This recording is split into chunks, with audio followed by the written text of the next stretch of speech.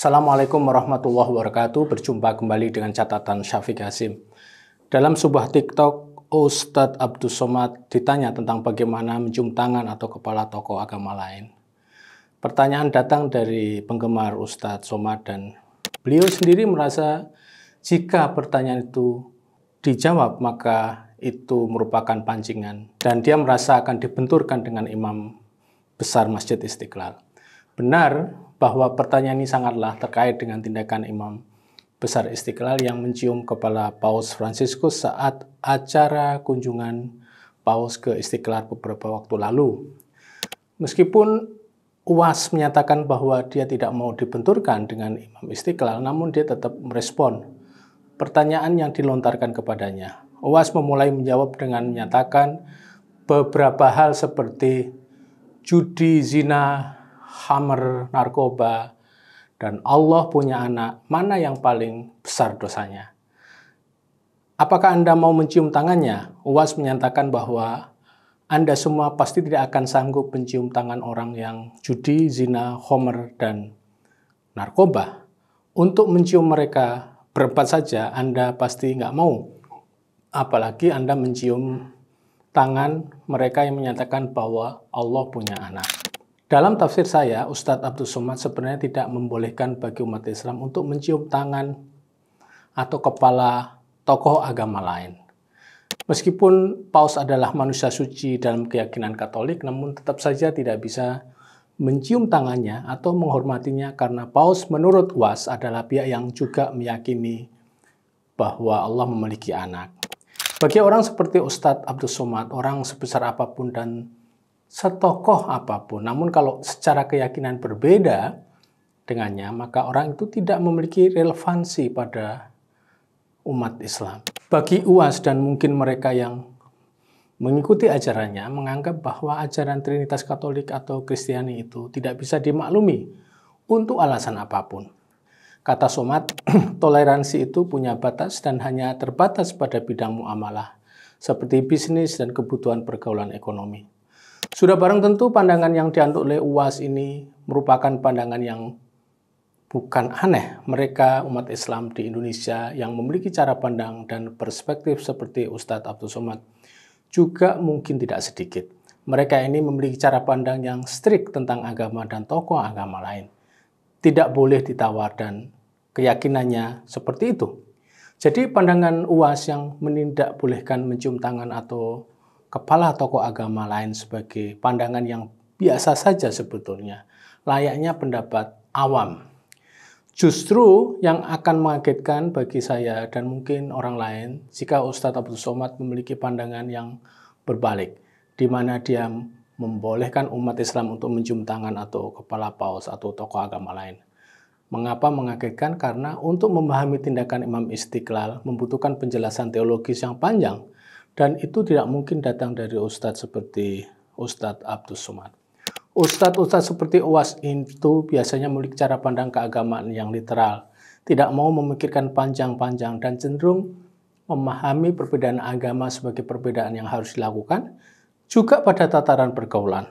Pokoknya kalau beda keyakinan, batasi pergaulan atau tindakan tubuh meskipun pergaulan dan tindakan tubuh tidak merupakan bagian dari doktrin pokok agama.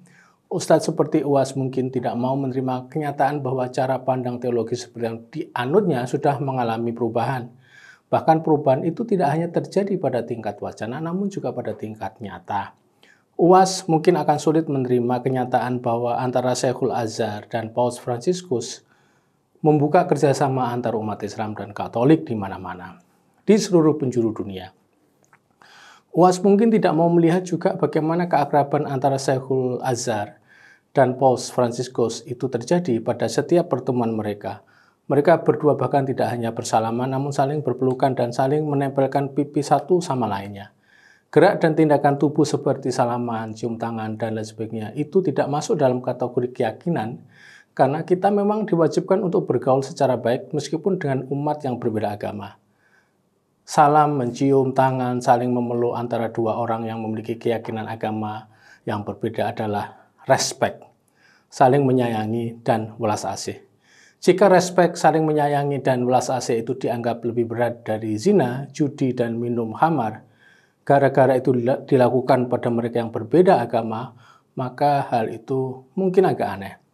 Al-Quran jelas mengatakan bahwa orang tua, pihak keluarga, dan lain sebagainya itu wajib dihormati sebagai orang tua, termasuk menjaga perilaku hormat dan sopan, serta sayang pada mereka, meskipun mereka berbeda keyakinan dan agama dengan kita.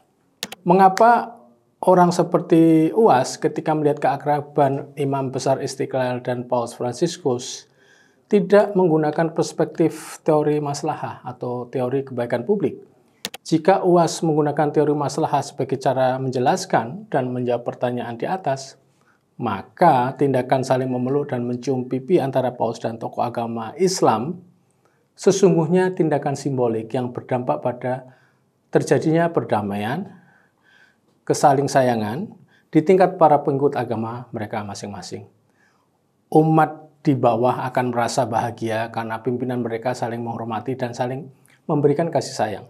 Umat di bawah pasti akan mengambil kerukunan mereka sebagai patokan dalam kehidupan mereka sehari-hari. Antar umat beragama sesungguhnya tetap bisa menjadi saling rukun karena pemimpinnya juga rukun. Bayangkan jika para pemimpin agama yang berbeda-beda itu tidak menunjukkan respek dan tidak menunjukkan saling hormat, menghormati di ruang publik, maka apa jadinya dengan masyarakat antara agama di akar rumput? Pasti kita tidak akan senang kita melihat umat akar rumput bermusuhan dan tidak memiliki figur panutan mereka yang saling rukun dan harmonis. Dari sisi kepentingan umum atau maslahah, saling peluk dan saling menempelkan pipi antara pimpinan itu lebih banyak manfaatnya daripada mudaratnya.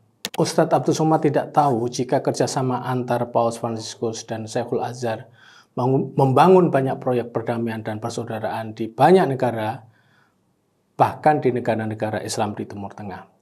Tokoh sekelas Syekhul Azhar pasti memiliki argumentasi baik teologis maupun non-teologis ketika beliau akrab dan bekerja sama satu sama lain. Tidak mungkin tindakan tokoh-tokoh sebesar itu dilakukan secara ngawur dan asal saja.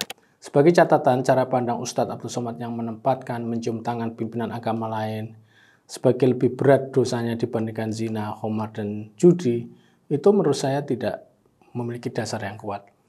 Sebaiknya tokoh agama bisa meniru Syekhul Azhar yang sudah mempelopori kerjasama dengan Paus dan tokoh-tokoh agama lain. Demikian, wassalamualaikum warahmatullahi wabarakatuh.